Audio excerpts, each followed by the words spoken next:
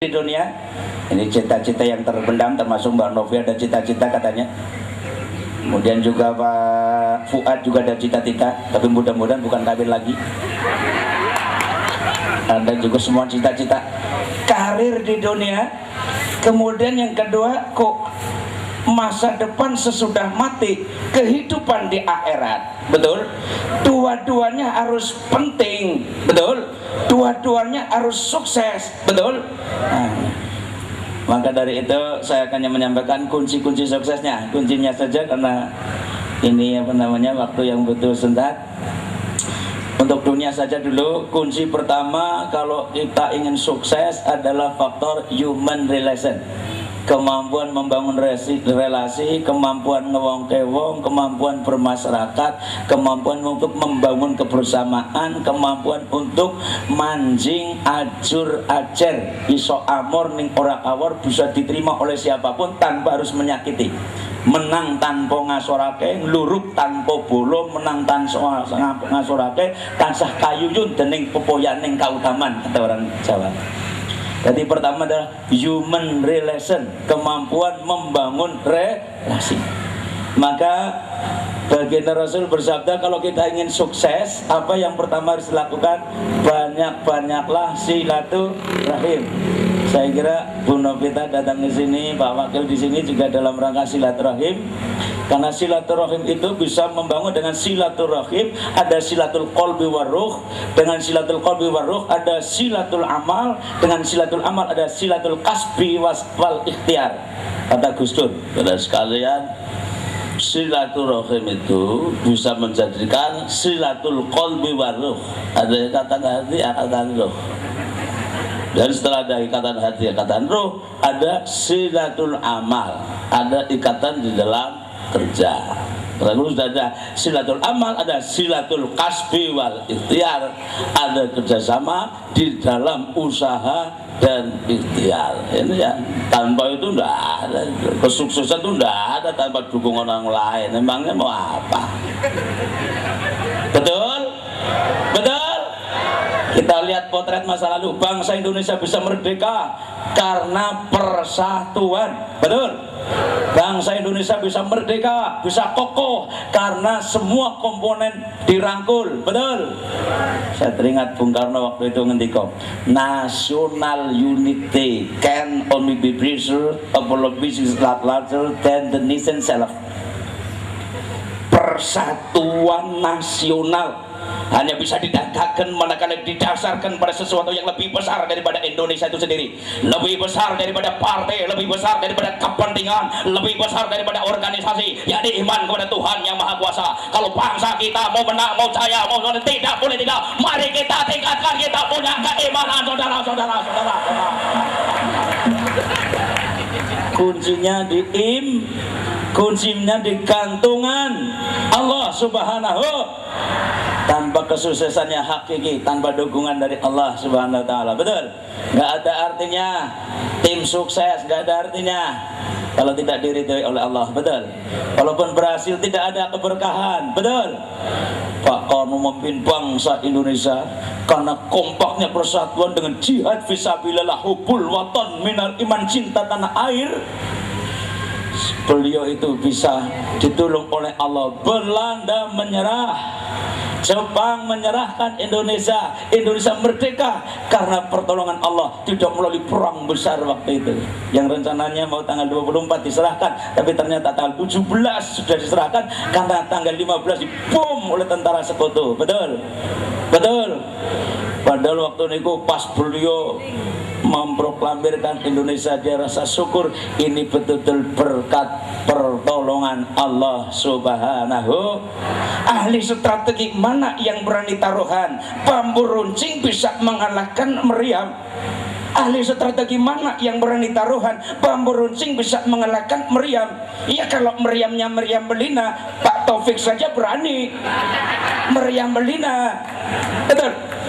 Ini bukan meriam Belin tapi meriam Belanda. Waktu itu Belanda pakai pesawat.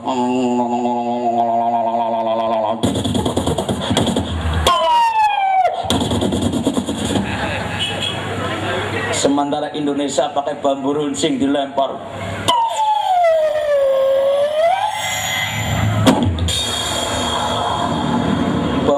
tiba-tiba raja nang keso Malangu Kebumen.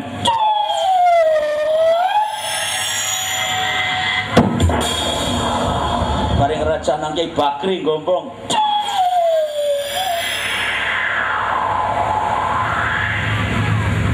Enggak dijatuhkan. Ya percuma dijatuhkan, ditampani amplopnya noblos ora. Cari keperedaran. Betul. Betul. Inilah strategi orang dulu. Allah, iman. Betul. Sampai diteruskan oleh Bung Tomo. Bung Tomo pidato waktu dulu. Seandainya tidak ada kalimat takbir, seandainya tidak ada kalimat Allahu Akbar, saya bingung menggerakkan putra-putra terbaik bangsa. Tapi keadaanlah kalimat Allahu Akbar, Allah Maha Besar, Belanda kecil. Bambu runcing, ketapel, pelinteng. Anak-anak kecil saja berani. Sebab bawa semangat, wetenge kencot dari wareg. Dengan semangat Bung Karno, semangat nasionalisme luar biasa. Untuk itu saya kira yang perlu dibangun ini adalah religiositas, termasuk juga nasionalisme. Karena bangsa kita, masyarakat kita, generasi muda kita, nasionalismenya sudah mulai runtuh. Ini yang harus dikembangkan di pertukaran ini.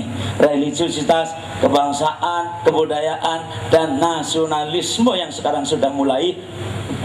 Zaman saya masih kecil Pak, kalau mendengarkan lagu Indonesia Raya, mendengarkan lagu Satu Nusa Satu Bangsa, bergetar hati saya. Bahkan ketika melihat atau nonton itu film Janur Kuning, saya langsung membuat bedil. Waktu itu saya tambangan sorak-sorak bergembira, bergembira semua.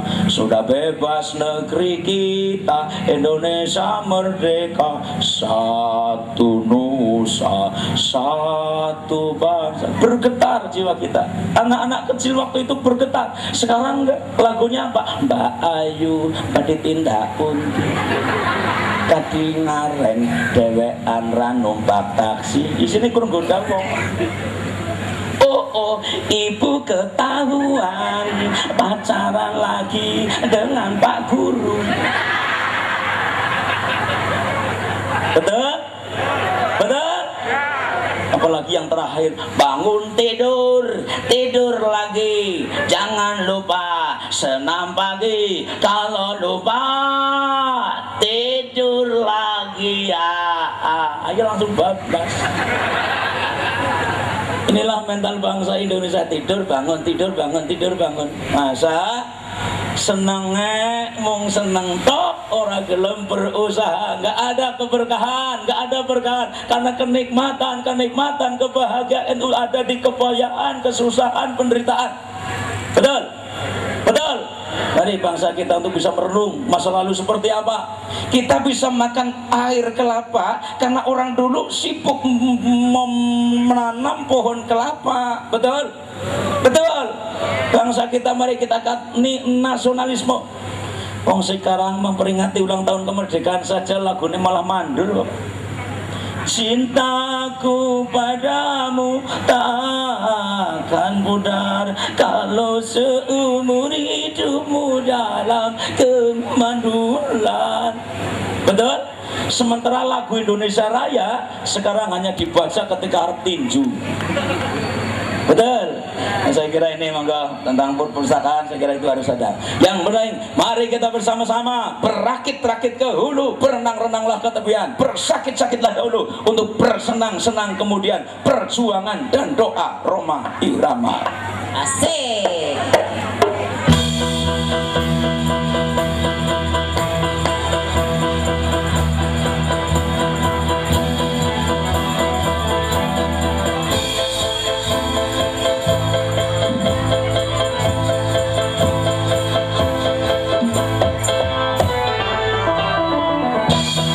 Rakit ke hulu, berenang ke tepian, sakit-sakit dahulu, susah-susah dahulu, baru kemudian berbahagia. Pahit rasanya empedu, manis rasanya gula. Sakit-sakit dahulu, susah-susah dahulu, baru kemudian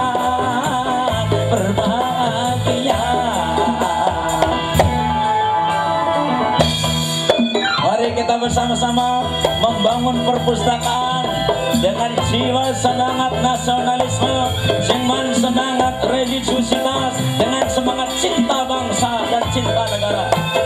Semoga Allah kita terus berakit-rakit, bertahap demi tahap, Allah meridhoi amal kita. Amin. Amin ya rabbal alamin.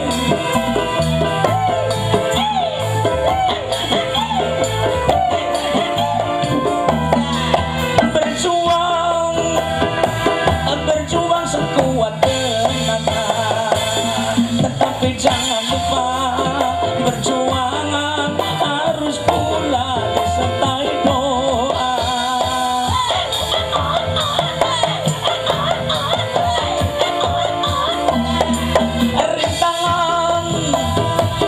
Rintangan tentu pasti ada, hadapilah semua dengan tabah juga dengan kebesaran jiwa.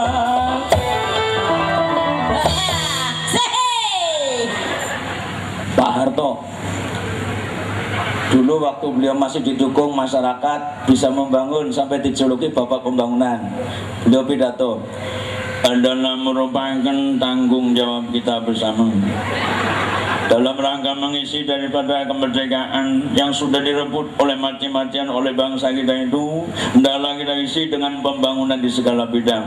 Oleh karena itu tapi beliau jatuh ketika orang-orang sudah tidak mendukung lagi, betul? Terus diganti Pak Habibie. Saudara-saudara, menghadapi era diplomasi, kita harus upayakan sumber daya manusia yang handal, ya. Oke? Harus ada manajemen yang baik. Oke?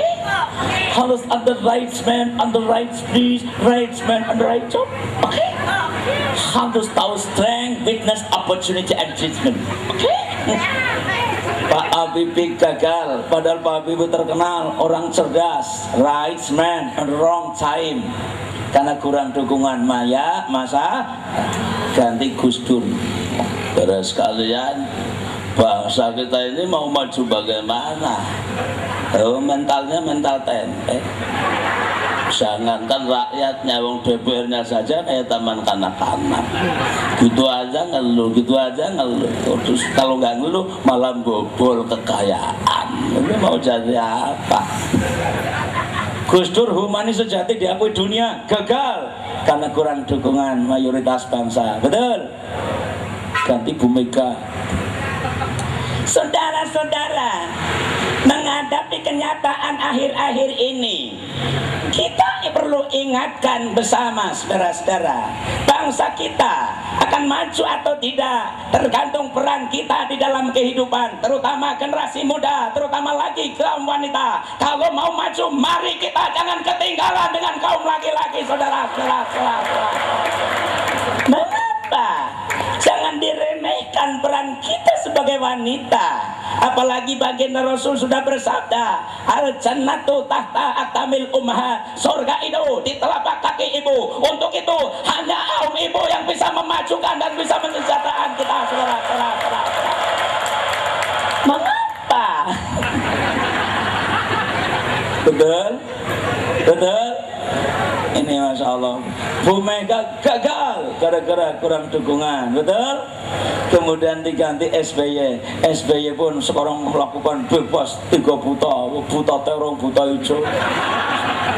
Kalau tidak didukung oleh komponen pendidikan, nggak mungkin sukses, betul?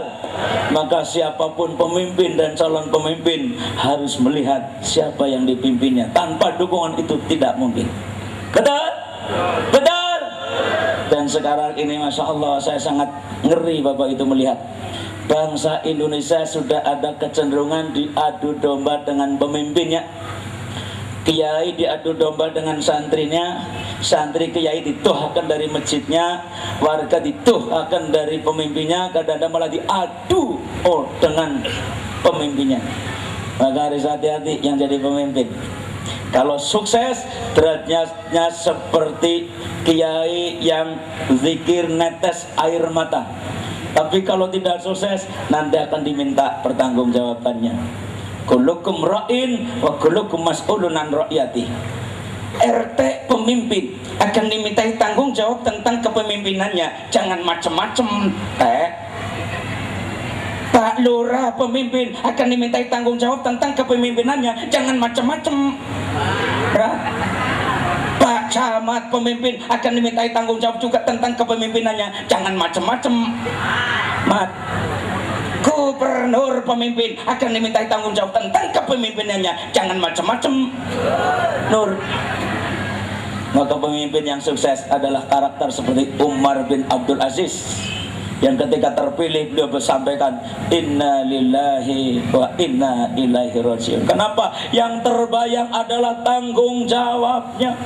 Sampai menangis beliau di musola, Gusti kula kuwatir dadi pemimpin nek rakyat kok tambah susah.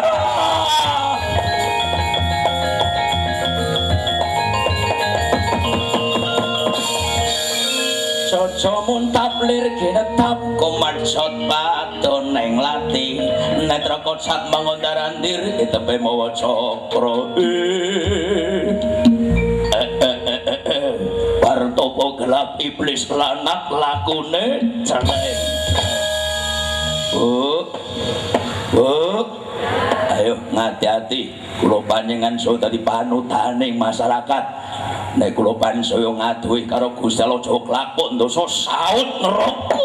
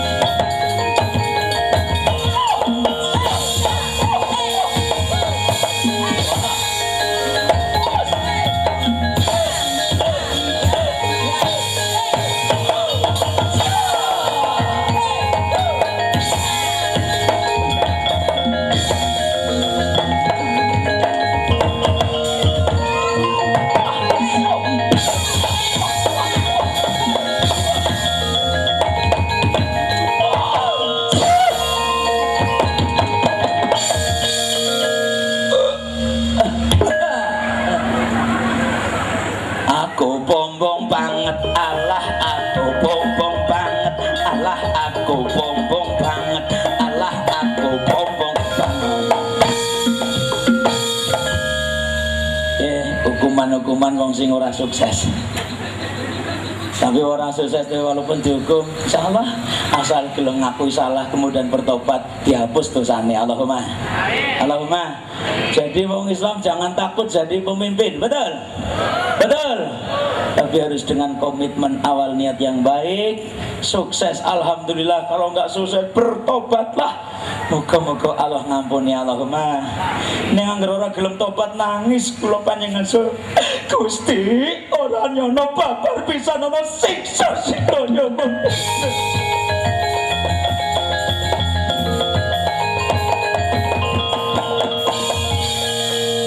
Ora nyono babar pisan.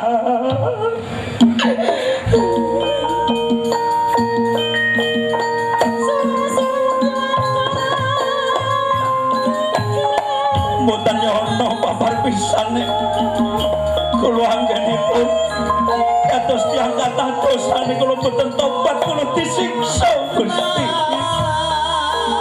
Kula nyuwun pangapunten Gusti, salah kula, salah kula.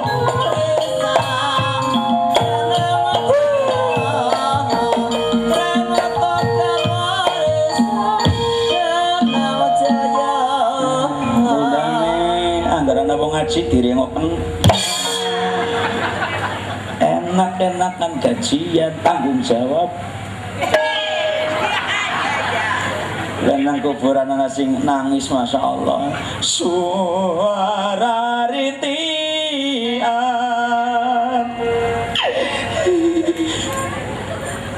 suara tangisan insan yang berkesan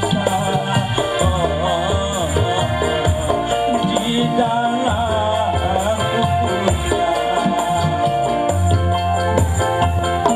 menjalani siksa dalam kuburnya